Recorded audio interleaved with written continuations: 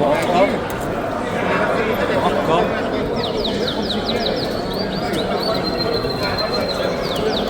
عليكم ورحمة الله وبركاته. يعطيكم العافية. احنا اليوم رايحين من القدس على أخفض منطقة بفلسطين والقريبة للحدود الأردن، لمنطقة أريحة. طبعا هي يعتبر من أقدم المناطق، من أكثر المناطق منخفضة تحت مستوى سطح البحر. طبعا رايحين عشان نعمل لكم مفاجأة، والمفاجأة هي بتحكي إنه احنا رايحين على اليوم في عنا معرض للاتحاد مربي الكناري. طبعا هاي تنعمل من كل الدول، من كل فلسطين، تجمع كل مربين الطير الكناري في مكان واحد، وبيعرضوا باخذوا جوائز، واللي بده يبيع ببيع واللي بده يشتري بيشتري. طبعا هاي مربيين على مستوى ثقيل. طبعا راح تشوفوا كل انواع الكناري. طبعا احنا بلشنا نفوت منطقة أريحة.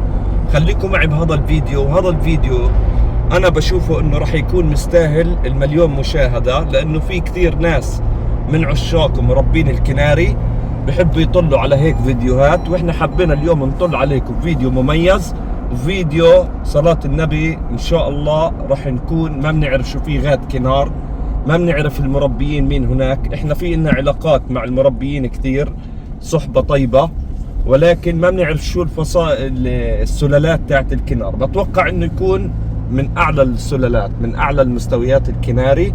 راح يعجبكم بهذا الفيديو. طبعا هاي أريحة كيف بتدخلها يا اخوان؟ اول اشي بتبطل تسمع. ليش؟ بخف زي اكنك تحت المي 1000 متر.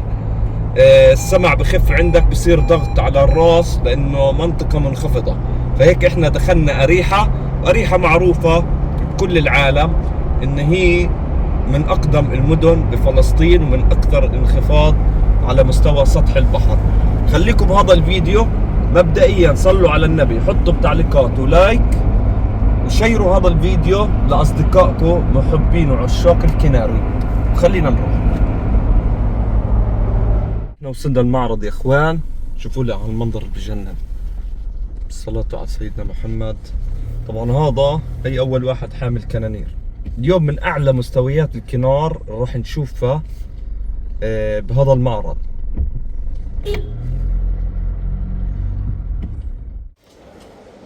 طيب احنا وصلنا يا غوالي ان شاء الله على المعرض. تعالوا افرجيكم الاشي الصح، خليكم معي.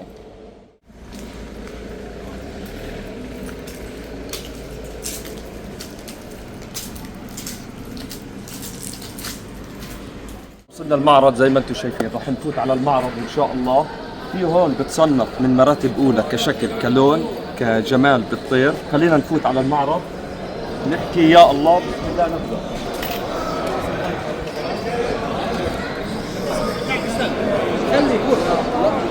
طبعا زي ما انتم شايفين في عندنا طير الكنار. يا اخوان بتصنف على النحو الثاني، على المستوى، على الشكل، على اللون. طبعا من اعلى المستويات بالكنار.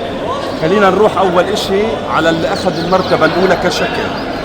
طبعا راح نرجع لكم كمان على الكنانير الموجودة هان، نتفرج على جميع المستويات، نتعرف عليها، ونشوف كل الاصحاب اللي اخذوا ميداليات ونهنيهم ونبارك لهم. اول شيء بنروح. طبعا هذا الفيديو طلع من فلسطين، من منطقة أريحة. طبعا هذا المعرض بتصنف من اعلى المستويات كشكل، كلون. طبعا هون احنا واصلين عند مرتبة اللي ماخذ كشكل. طبعا بسم الله ما شاء الله، بنبارك لصاحبه. طبعا هذا الطير من انواع فصيلة شلاير، اخذ المرتبة الاولى كشكل. طبعا صلوا على النبي، اهم شيء صلاة النبي، تذكروا لي اياها بكل فيديو. طبعا هذا الحبة صلاة النبي كمرتبة اولى. طبعا 2 بيتس، وهو برضه مرتبة ماخذ. طبعا طير الشلاير من الطيور الممتازة والاغلى بين طيور الكنار. طبعا هون كمان ماخذ مرتبة اولى. طبعا طير الشلاير بسم الله ما شاء الله، الله يبارك لصاحبه. قاعد شوفوا لي اياها من ورا.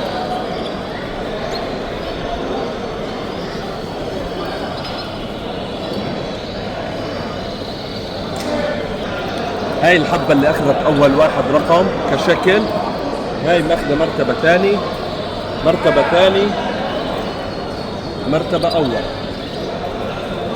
طبعا من طير الشلير. وصلنا عند مربي من القدس، عرفنا على اسمك. سليم السمان من القدس الشريف. طبعا من القدس. معظم المربين اللي حصلوا على ميداليات هون معظمهم 70% من القدس. طبعا بدنا نشوف الطير اللي عنده، ربنا يبارك له. بدنا نشوف. اخذنا هون طيور انتايه ملطشه بمركز 93 مركز اول، انتايه قمه بالجمال بسم الله ما شاء الله، ماخذه كل المعايير تبعت الكوم. طبعا هاي مرتبة أول. مرتبه اولى. نعم صحيح. برضه في كمان هون انتاي بيضة وسكنيه، انتاي زرقاء بتسماها برضه ما شاء الله، ماخذه مركز اول، ماخذه 93 مستواها بسم الله ما شاء الله، ماخذه مركز اول. وفي كمان اللي هي المفاجأة عندنا هون بفلسطين اللي هو كناري الكلوستر باللون الجاسب. اللون الجاسب هون يعني أنا بفضل من الله من أول الشباب اللي أنتجوا كنار الكلوستر باللون الجاسب. طبعا إنتاجي فضل من الله. هذه الطيور كلياتها إنتاجي محلقة بحلقاتي الشخصية. نعم صحيح. هلا أنت هون لما الواحد بده يجي ينزل على المعرض بده ينزل على المعرض بطيوره الخاصة. كيف احنا بنميز طيورنا الخاصة؟ بنميزهم عن طريق الحلقة الموجودة بالطير.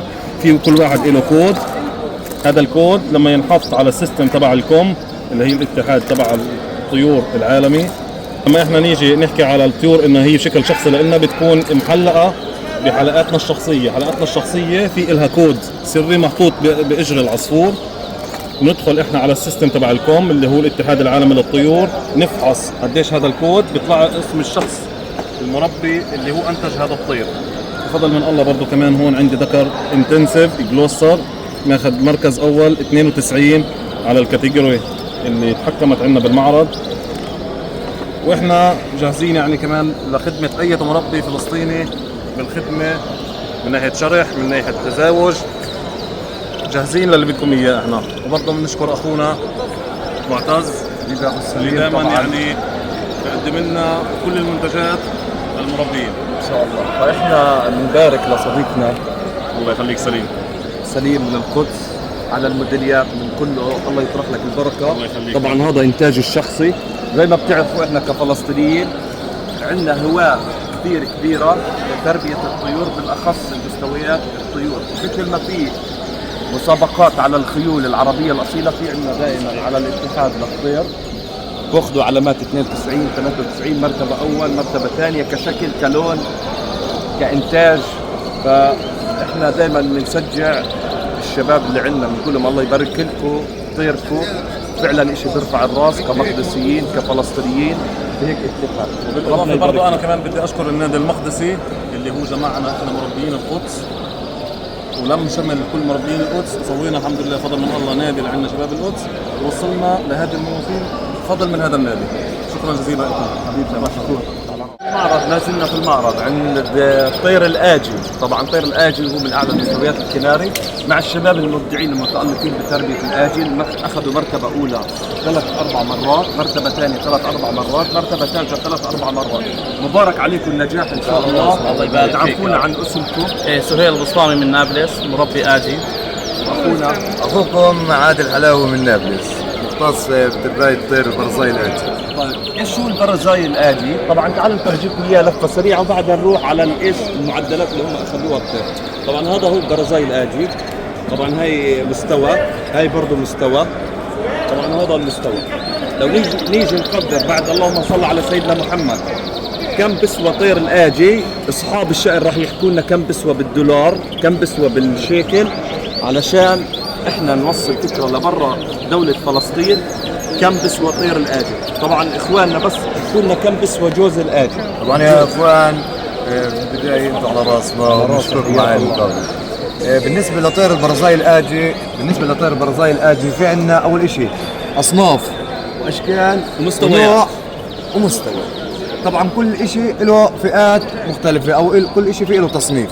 يعني زي ما انت شايف عندنا هون، في عندنا هون مركز اول في نوع الحبشي مثلا، في اللون الحبشي، في عندك في السلمون اول، في يعني كل صنف كل فئة إلها تحكيم معين وإلها سعر كمان، دير بالك معين. يعني الشيء هلا لو بدي اسالك سؤال، لو طير اخذ مرتبه اولى بيرفع من سعره صحيح. ومن طبعاً، مستواه، طبعاً. صح؟ نعم. يعني هذا الشيء كثير صحيح. ممتاز لما انت تحكي ارقام موديل الاول الثاني الثالث صحيح. يعني بيكون سعره رفع.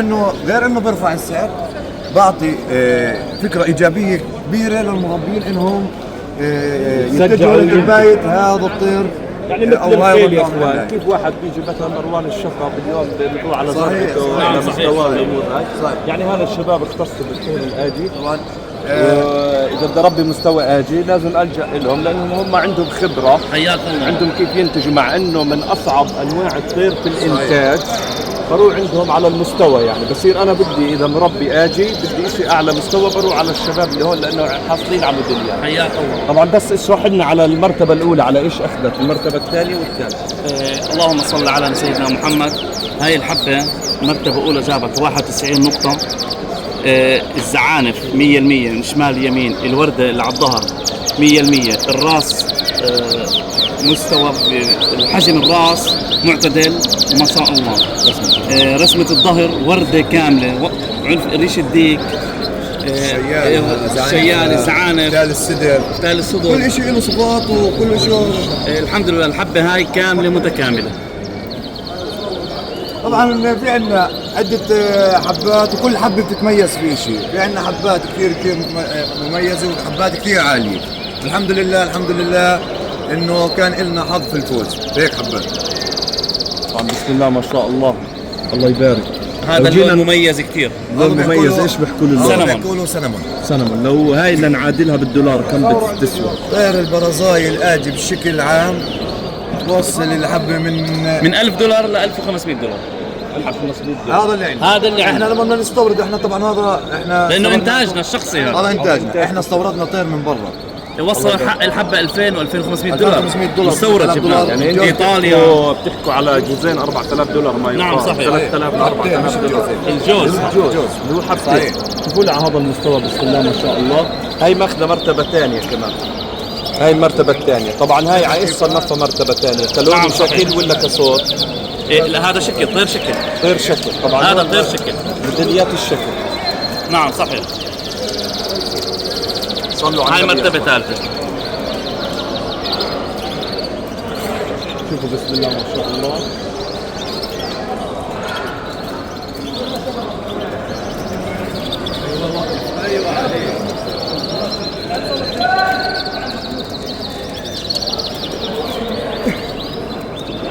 طبعا احنا بنهنيكم ونبارك لكم شباب ما شاء الله. على راسنا. تشرفنا فيكم. حياكم الله. صلاة النبي، اذكروا النبي بالتعليق. حياكم الله. تشرفنا فيكم. يعطيكم العافية. احنا وصلنا عند الدكتور محمد، طبعا مربي من الطير الجلوستر. عرفنا عن نفسك من وين من فلسطين. مرحبا، أنا محمد أبو عيد مربي جلوستار. محمد أبو عيد مربي جلوستار. سكان عناية ضحية السلام القدس طبعا حاصل اليوم على 8 مراتب في تربية الجلوستر. طبعا هو متخصص في تربية الجلوستر. خلينا نروح مع الدكتور على طائر الجلوستر المرتبة الأولى. المرتبة الأولى على ايش صنفوها؟ كصوت وشكل ولا كيف؟ طبعا طير الجلوستر هو عبارة عن طير شكل، وهي الحبة أخذت مركز أول كونسورت، يعني بدون طاقية في فئة سنة 2024، يعني من الإميات جابت الأول على فئتها. طبعا طير الجلوستر بكون مقسم فئات حسب اللون، حسب إذا بطاقية أو بدون طاقية. بشكل عام المجموع كان في 36 جائزة جلوستر في المعرض، مركز أول ثاني ثالث. الحمد لله رب العالمين حصلت 8 مراكز من أصل 36. المركز الثاني يا اخوان، هين نفرجيكم اياه. المركز الثاني كشكل. طبعا هاي الحبة دكتور ايش اسمها؟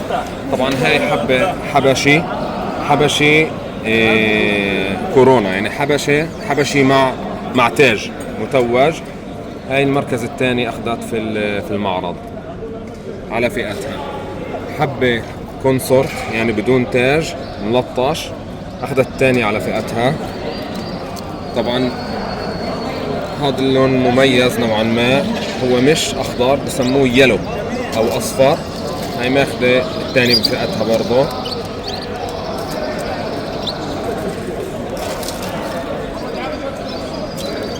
ذكر غير مطوق ماخذ ثالث بفئته سنة 2024. هاي هون يلو بتاج ماخذ الثالثة بفئتها. سكني بتاج ماخذ الثالثة بفئتها. وكمان يلو بدون تاج ماخذ الثالثة بفئتها. ألف مبارك دكتور، احنا بنهنيك ربنا يطرح لك البركة.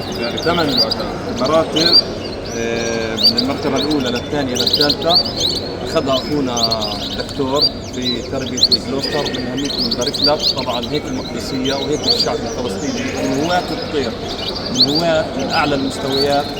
خلينا نصنفها على الشرق الأوسط مش عالميا، على الشرق الأوسط. طبعا هاي الطيور مستويات عالية، إن شاء الله قريبا نشوف هيك معارض، هيك تتويج على مستوى العالم، على مستوى الشرق الأوسط. ألف مبارك. بارك فيك. طبعا المعرض فرصة انه المربي ينتقل من مرحلة الركض بس الهواية لمرحلة الاحتراف، تعرف على المربين الثانيين وشوف شو في بالهواية، شو في شيء جديد، بطور من المستوى تبعه، بشارك اهتمامه وهوايته وشغفه مع الناس الثانيين. فأكيد المعرض فرصة حلوة، وأنا بشجع كل المربين الجداد داخلين على الهواية إنه ينضموا ويكون هدفهم يوصلوا للاحتراف. أول حبة أخذت كرقم 1 كلون عند أخونا أبو عماد من القدس، مربي أبو عماد سدر. طبعا أخذ الكاس بس على المعرض رقم أول على الحبة هاي اللي هي بلاك موزيك أحمر. طبعا هاي الحبة الأولى على المعرض. بسم الله ما شاء الله، الله يبارك. طبعا واحنا شايفين ابو عماد عندك الله يبارك لك الطيره، ناخذ هذا الكاس على الجزء اللي عندك هون حبيبي هذا هاي حبة البيست، على حبه البست ناخذها. تمام. في عندنا الكاس الكؤوس هذول الثلاثة، واحد عندك فيهم واحد منهم بحبة البيست، والاثنين اللي جنبهم برضه لهي الحبة اللي هي أخذت كمان مركز أول، برضه كمان بلاك. في عندك هون كمان حبة فينيكس. طبعا وهي كمان ماخذه مركز اول، وهي باقي ماخذه الطير عندك كلها تحت ماخذ مركز ثاني وثالث. طبعا وعندنا كمان مركز ثاني من الطير البلاك موزيك أحمر واحمر والكلاسيك كمان. الكلاسيك كمان. فبيستاهلوا الطير هذا، ربنا يبارك لك ابو عماد، مبارك النجاح ان شاء الله. وصلنا للحكم المحلي الفلسطيني. طبعا اخونا عرفنا عن نفسك. الحكم الفلسطيني داود ابو غيث، حكم محلي طبعا. طيب احنا عندنا سؤال استاذنا الحكم. طبعا احنا بس بدنا نعرف المتابعين من خارج بلد فلسطين عشان يعرفوا هواة الكناري. المربين الكناري لما احنا نحصل حبة رقم 1 علامة أولى، علامة ثانية، علامة ثالثة، كيف بتحكم بين الأول والثاني والثالث؟ هذا اولا الطير طير شكل، كنار شكل، سكوتش فانسي. هذا طير بتحكم على شكله، يعني الطريقة الرئيسية للتحكيم شكل الطير، وقفة الطير، حجم الطير، طوله مثلا، راسه، نوعية الريش تبعته. على هذا الأساس بتحكم وبأخذ المركز أول أو ثاني أو ثالث. لون الطير ما له أي دخل في التحكيم، اللي بتدخل في التحكيم شكل الطير مش لونه. ممكن يتقسم فئات، مثلا الأصفر بتحكم لحاله أو الأبيض بتحكم لحاله والأخضر بتحكم لحاله، ولكن التحكيم بالأساس على شكل الطير مش على اللون أو مثلا الصوت. في كاميرات تتحكم على صوتها. الطير الكنار إجمالا بتقسم 3 أنواع: كنار شكل، كنار لون، وكنار صوت. هذا حكم كنار شكل، يعني هو ماخذ المرتبة الأولى كشكل، المرتبة الثانية كشكل. نعم صحيح. يعني هنا احنا ماخذين مرتبة أولى. كل نوع من كنار الشكل له علامات معينة على مثلا الوقفة، الحجم، الريش. مثلا زي السكوتش فانسي الوقفة مهمة جدا، لازم يوقف كشكل هلال كامل. مثلا عندك هذا الطير بوسو بلجم. البوسو بلجم إلى معايير ثانية للتحكيم مختلف عن السكوتش فانسي مثلا. فكنار الشكل كل نوع البوسو بلجم بتحكم له معايير غير عن السكوتش فانسي مثلا في التحكيم، ولكن في النهايه هم بيجتمعوا بشغله واحده انهم كلهم يتحكموا على شكلهم. يا سيدي مشكور استاذ بالاستشهاد المحلي الفلسطيني على الشرح البسيط انه كيف نميز بين المرتبه الاولى الثانيه الثالثه بالشكل باللون بالصوت. نعم ونتشكر جهودك بهاي اللي انتم قائمين عليها ان شاء الله، يعطيك الف عافيه.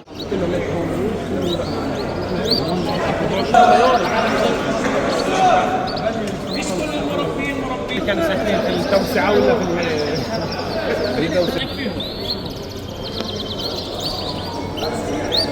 اللي توسع فيه، ما انت كلها انت ما انت بليتك فيها. عم ما يجيش كمان توسعه. بقول لك على حزمه هلا على حزمه. المعرض تاع الاتحاد لمربين الكناري بفلسطين، طبعا اللي كان قائم على ارض اريحه. هيك احنا وصلنا لنهايه الفيديو.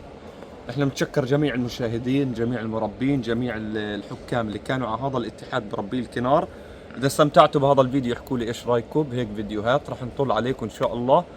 واخوكم معتز مطور، لا تنسوا اللايك والتعليقات، ولا تنسوا الكومنت ايش رايكم، والسبسكرايب للقناه وتشيروا الفيديو اللي انتم بتحضروا فيه.